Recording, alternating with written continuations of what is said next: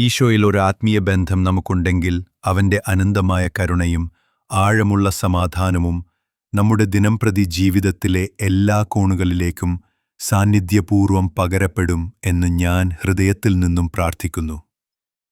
ദൈവവചനത്തിന്റെ അനുഗ്രഹത്തോടെ നിറഞ്ഞ ഈ നവദിന യാത്രയിലേക്ക് എല്ലാവരെയും സ്നേഹപൂർവം സ്വാഗതം ചെയ്യുന്നു. ഇന്ന് തിരുസഭ ആചരിക്കുന്നത് നമ്മുടെ രക്ഷിതാവായ ഈശോയുടെ രൂപാന്തരീകരണ തിരുനാളാണ്.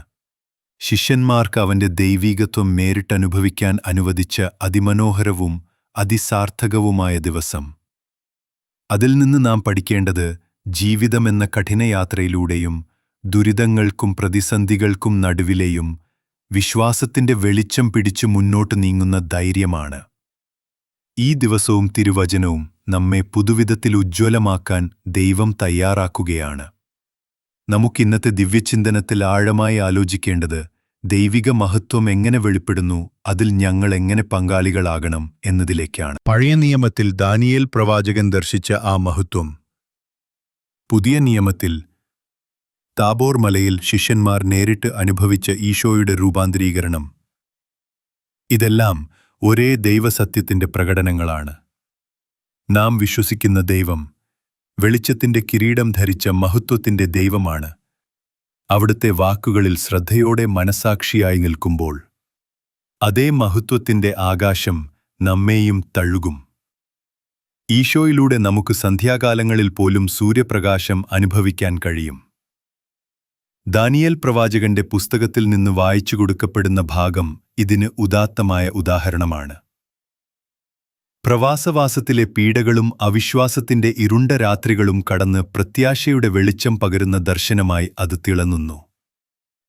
ഞാൻ നോക്കിയിരിക്കെ സിംഹാസനങ്ങൾ സ്ഥാപിക്കപ്പെട്ടു എന്ന സന്ദേശം വെറും കാവ്യാത്മകമല്ല.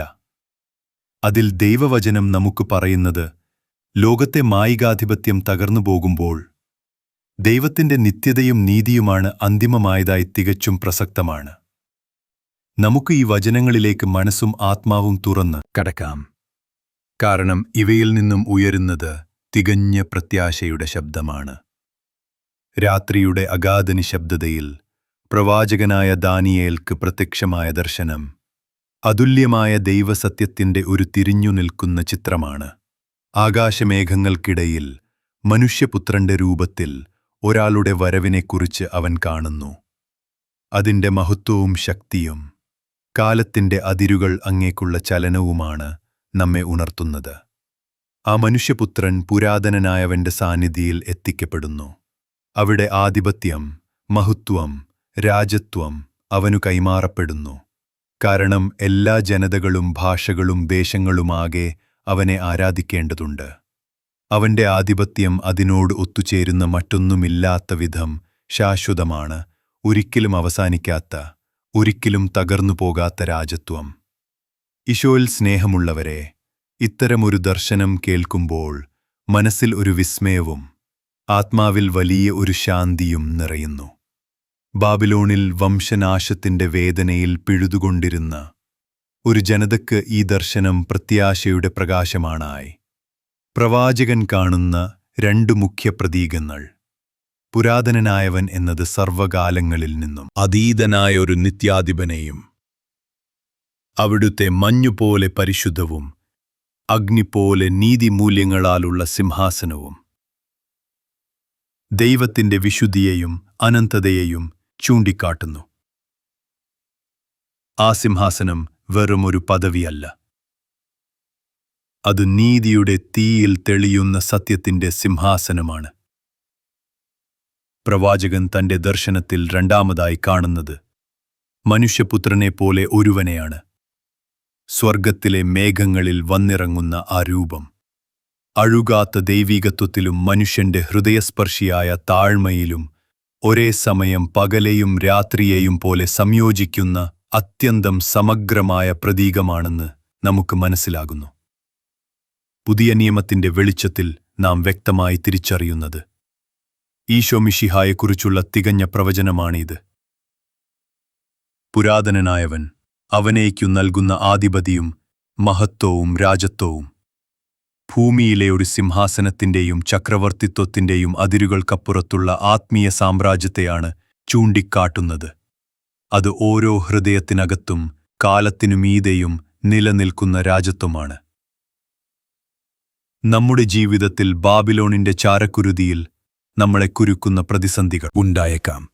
കഠിനമായ രോഗങ്ങൾ, സാമ്പത്തിക ഭീഷണികൾ, ബന്ധത്തിലെ വേദനകൾ, ഭാവിയെക്കുറിച്ചുള്ള ഭീതികൾ. ഇത്തരക്കാർക്കെല്ലാവർക്കും ദാനിയേൽ നൽകുന്ന സന്ദേശം ഒരു ദിവ്യദീപമായി തെളിയുന്നു. നമ്മെ ഭരിക്കുന്നതായി തോന്നുന്ന ഭൗതിക ശക്തികളെക്കാളും അതിനു മീതെയുണ്ടാകുന്ന ഒരു ദൈവിക സിംഹാസനത്തിന്റെ സത്യമാണിത്. അവിടെയിരുന്നത് നീതിയുടെയും വിശുദ്ധിയുടെയും വെളിച്ചം മാത്രമാണ്. അതിലിരിക്കുന്നവൻ ഈശോ ക്രിസ്തു, മനുഷ്യപുത്രൻ തന്നെ. അവന്റെ ആധിപത്യം അനശ്വരമാണ്. അവന്റെ രാജത്വം ഒരിക്കലും തകർന്നുപോകില്ല. അതിനാലാണ് വാസ്തവത്തിൽ ഏതു പ്രതിസന്ധിക്കാലത്തും നമുക്കുള്ള ഏറ്റവും വലിയ പ്രത്യാശ ഈ മഹത്വത്തിലുള്ള ദർശനത്തിലാണ്. ഇന്നത്തെ സുവിശേഷം നമ്മെ ആ ദൈവിക ദർശനത്തിന്റെ അതിമനോഹരമായ പൂർണ്ണതയിലേക്കും അതിന്റെ സജീവാനുഭവത്തിലേക്കും ആകർഷിക്കുന്നു. ദാനിയേൽ പ്രവാചകന്റെ ദർശനം എത്രയും സ്പഷ്ടമായി ശിഷ്യന്മാർ താബോർ മലയിൽ അവരുടെ കണ്ണുകൊണ്ട് നേരിട്ട് കാണുകയും അനുഭവിക്കുകയും ചെയ്യുകയാണ്. സഭ ഇന്നത്തെ ദിവസത്തിൽ നമുക്ക് അവതരിപ്പിക്കുന്നത് ലൂക്കായുടെ സുവിശേഷത്തിലെ 9-ാം അധ്യായത്തിൽ നിന്നുള്ള ഈ ദൈവിക സംഭവ പരമ്പരയാണ്. യേശു പ്രാർത്ഥനയ്ക്കായി പത്രോസിനെയും യോഹന്നാനെയും യാക്കോബിനെയും ഒപ്പം കൂട്ടിക്കൊണ്ട് ഒരു മലമുകളിലേക്ക് കയറുന്നു. അവിടെയാണ് അതിമനോഹരമായ കാഴ്ച. പ്രാർത്ഥനയ്ക്കിടെ യേശുവിന്റെ മുഖം വ്യത്യസ്തമാവുകയും വസ്ത്രങ്ങൾ മിന്നുന്ന വെളിച്ചത്തിലേക്ക് മാറുകയും ചെയ്യുന്നു. അതേസമയം മോശയും ഏലിയായും മഹത്വത്തോടെ പ്രത്യക്ഷപ്പെടുകയും യേശുവിനോടൊപ്പം യെരുശലേമിൽ അവനെതിരെ ഉണ്ടാകാനിരിക്കുന്ന വേർപാടിനെക്കുറിച്ച് സംസാരിക്കുകയും ചെയ്യുന്നു. ഉറക്കത്തിൽ മുങ്ങിയിരുന്ന ശിഷ്യന്മാർ പൂർണ്ണമായി ഉണർന്നപ്പോൾ അവരുടെ മുന്നിൽ ദൈവീയ മഹത്വം വെളിപ്പെടുന്നത് കാണുകയും അതിൽ വിസ്മയത്തോടെ ഉറ്റുനോക്കുകയും ചെയ്യുന്നു. പത്രോസിന് തോന്നിയത് ആ ദിവ്യാനുഭവം നിലനിൽപ്പിക്കേണ്ടത് എന്നതായിരുന്നു. അതുകൊണ്ടുതന്നെ അവൻ യേശുവിനോടായി 3 കൂടാരങ്ങൾ പണിയാമെന്ന് ആവേശത്തോടെ പറയുന്നു. എന്നാൽ അവൻ പറയുന്നതിന്റെ അർത്ഥം പോലും മനസ്സിലാക്കിയിരുന്നില്ല. ഇങ്ങനെ സംസാരിക്കുമ്പോഴാണ് അവരുടെ മേലൊരു മേഘം അധിവസിക്കുന്നു. അതിനുള്ളിൽ അവർ പ്രവേശിച്ചപ്പോൾ അവർ ഭയപ്പെടുകയും ചെയ്യുന്നു. അപ്പോൾ ആ മേഘത്തിൽ നിന്ന് ഒരു ശബ്ദം മുഴങ്ങുന്നു: ഇവൻ എന്റെ തിരഞ്ഞെടുത്ത പുത്രനാണ്, ഇവനെ ശ്രവിക്കുക. ശബ്ദം നിലച്ചപ്പോൾ യേശു മാത്രം അവിടെയുണ്ടായിരുന്നു. ഈ അനുഭവം പോലെ നമുക്കും ദൈവസാന്നിധ്യത്തിൽ നിന്നുള്ള ആ ദിവ്യവിലാസം ഓരോ പ്രാർത്ഥനയിലെയും വിശ്വാസതീക്ഷണത്തിലെയും വഴിയിലൂടെ ഏറ്റുവാങ്ങാൻ കഴിയട്ടെ. പ്രിയമുള്ളവരെ, അവർ നിശബ്ദരായി തങ്ങൾ കണ്ട കാര്യങ്ങൾ ആ ദിവസങ്ങളിൽ ആരോടും പറഞ്ഞില്ല എന്ന ഈ വാക്യം ഒരു ദിവ്യാനുഭവത്തിന്റെ ആഴവും ഭാവവും വെളിപ്പെടുത്തുന്ന ആത്മീയ ശാന്തതയുടെ മുഖമായാണ് നമുക്ക് മുന്നിലാകുന്നത്. ഈ സുവിശേഷ സന്ദർഭം നമ്മെ പഠിപ്പിക്കുന്നതിൽ പ്രധാനപ്പെട്ടതൊന്ന് പ്രാർത്ഥനയുടെ പ്രതിമയാകുന്ന ഈശോയുടെ മലയിൽ കടക്കുമ്പോൾ സംഭവിച്ച അത്ഭുതപരമായ രൂപാന്തരമാണ്. യേശു പ്രാർത്ഥനയിൽ മുങ്ങിയപ്പോഴാണ് അവന്റെ മുഖം പ്രകാശിച്ചു. വസ്ത്രങ്ങൾ വെള്ളം പോലെ മിനുക്കി തിളങ്ങി. അതുവഴി പ്രാർത്ഥനയുടെ ആന്തരിക ശക്തി നമ്മുടെ മുന്നിൽ തെളിയുന്നു. നമ്മുടെ ജീവിതത്തിലും ഇത്തരമൊരു മാറ്റം വരാൻ തുടങ്ങിയാൽ അതിന്റെ തുടക്കം പ്രാർത്ഥനയിലാകും. തിരക്കുകളും താളം തെറ്റിയ ദിവസങ്ങളും കുരുക്കുകളും നിറഞ്ഞ ഈ ലോകത്ത് നമുക്ക് ദൈവവുമായി ചില നിമിഷങ്ങൾ മാത്രം നിശബ്ദമായി ചെലവിടാൻ കഴിഞ്ഞാൽ നമ്മുടെ ഈ കാഴ്ചപ്പാടുകൾ മാറും. ഹൃദയത്തിൽ നമുക്കൊരു ശാന്തത പകരപ്പെടും, ഭാരം ചുരുങ്ങും, ഉള്ളിലെ മുറിവുകൾ മങ്ങും. പലർക്കും പ്രാർത്ഥന, അതായത് ദൈവത്തിന് ആവശ്യങ്ങളുടെ പട്ടിക നൽകി പോകുക എന്നുള്ള ഒരു പ്രവർത്തനം മാത്രമായി മാറിയിരിക്കുന്നു. എന്നാൽ യഥാർത്ഥ പ്രാർത്ഥന എന്നാൽ ദൈവത്തിന്റെ സാന്നിധ്യത്തിൽ ഉള്ളിലിരുത്തപ്പെടുന്നത് തന്നെയാണ്. വാക്കുകളില്ലാതെ, ആഹ്വാനമില്ലാതെ വെറും സാന്നിധ്യത്തിൽ നിന്നുള്ള മാറ്റം ഏറ്റുവാങ്ങുക. അതാണ് ആന്തരിക രൂപാന്തരത്തിന്റെ യഥാർത്ഥ തുടക്കം. ശ്രദ്ധേയരെ, ശിഷ്യന്മാർ യേശുവിന്റെ മഹത്വം വെളിപ്പെട്ട അതിമനോഹരമായ സന്ദർഭത്തിൽ ഉറക്കത്തിലായിരുന്നുവെന്നത് വെറും സംഭവവിവരണമല്ല, മറിച്ച് അതിലുണ്ട് നമ്മളെ ചിന്തിപ്പിക്കുന്ന ദൃഢമായ ഒരു സന്ദേശം. നമ്മുടെയും ജീവിതത്തിൽ ദൈവം നമുക്ക് വളരെ അടുത്തായി പ്രവർത്തിച്ചുകൊണ്ടിരിക്കുമ്പോഴും അതിന്റെ ദിവ്യചിലമ്പുകൾ നമുക്ക് കേൾക്കാൻ കഴിയാതെ പോകുന്നു. കാരണം ആത്മാവ് ഉറങ്ങിക്കിടക്കുകയാണ്. ഭാവിയെക്കുറിച്ചുള്ള ആശങ്കകൾ, ലാഭനഷ്ടങ്ങളുടെ കണക്കുകൂട്ടലുകൾ, പഴയ ദുഃഖങ്ങളുടെ നിഴലുകൾ, ഇവയെല്ലാം ചേർന്ന് നമ്മുടെ ഉള്ളിലത്തെ ഉണർവിന് മൂടൽമഞ്ഞ് തീർക്കും. അതിനാലാണ് നമ്മൾ പലപ്പോഴും ദൈവം നമ്മുടെ ആയിക്കൊണ്ടിരിക്കുന്ന അത്ഭുതങ്ങൾ പോലും കാണാതെ വിടുന്നത്. ഒരുപക്ഷേ നിങ്ങളുടെ ജീവിതത്തിലെ ഒരു ബന്ധത്തിൽ, ജോലിയിടത്തിൽ, കുടുംബത്തിനുള്ളിൽ ദൈവം ഒരു അത്ഭുതം സന്നദ്ധമാക്കിയിട്ടുണ്ടാകും. പക്ഷേ ഉണരായ മനസ്സും തുറന്ന കണ്ണുകളുമില്ലെങ്കിൽ ആ മഹത്വം പൂർണ്ണമായി മനസ്സിലാക്കാൻ നമുക്ക് സാധിക്കില്ല. ഈശോയുടെ ഓർമ്മപ്പെടുത്തൽ അത്രയും നേരിയതും ശക്തവുമാണ്. നിങ്ങൾ ഉണർന്ന് ഇരിക്കേണ്ടതല്ലേ? ഇതുമായി ബന്ധപ്പെട്ട് ഒരു ചെറിയ കഥ. ഒരു ചെറുഗ്രാമത്തിൽ വളരെയധികം പ്രശസ്തനായ ഒരു ചിത്രകാരൻ കഴിയുന്നുണ്ടായിരുന്നു.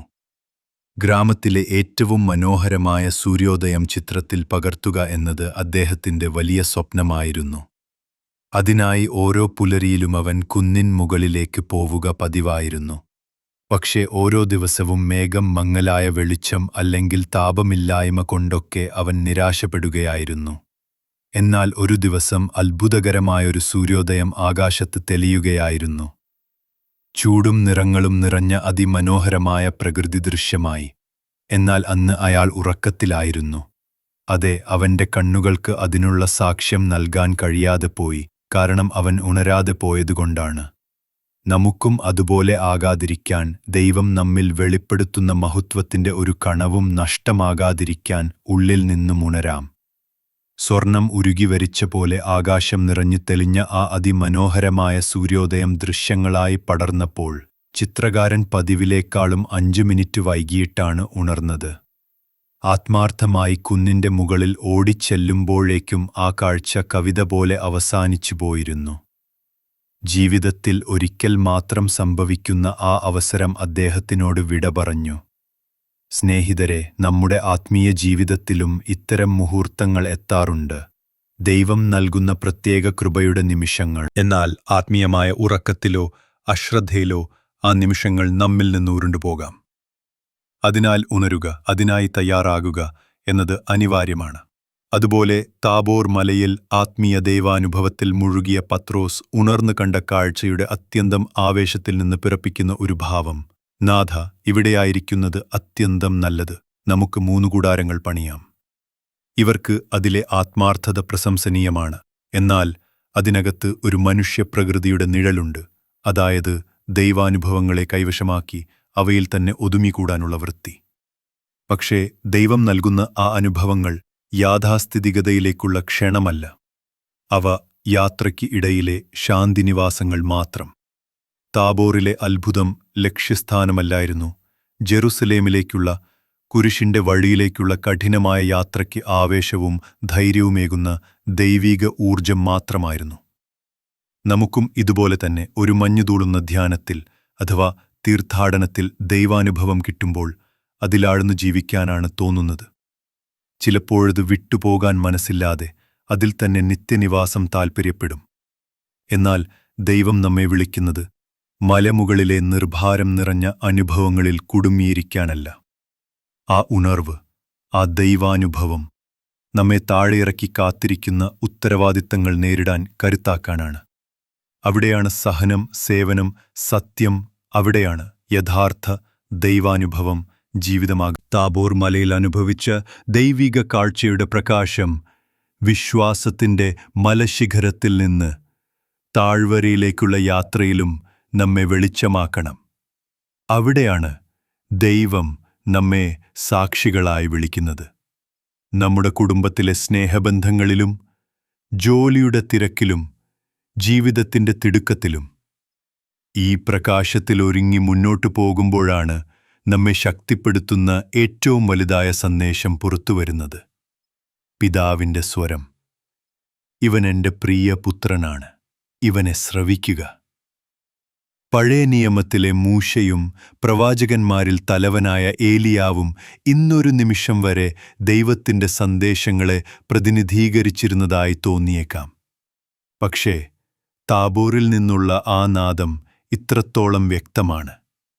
ഇനി നമുക്ക് ശ്രവിക്കേണ്ടത് ക്രിസ്തുവിന്റെ സ്വരമാണ്. ആ ശബ്ദം മാത്രമാണ് ജീവിതത്തിനും നിത്യതയ്ക്കും വഴികാട്ടി.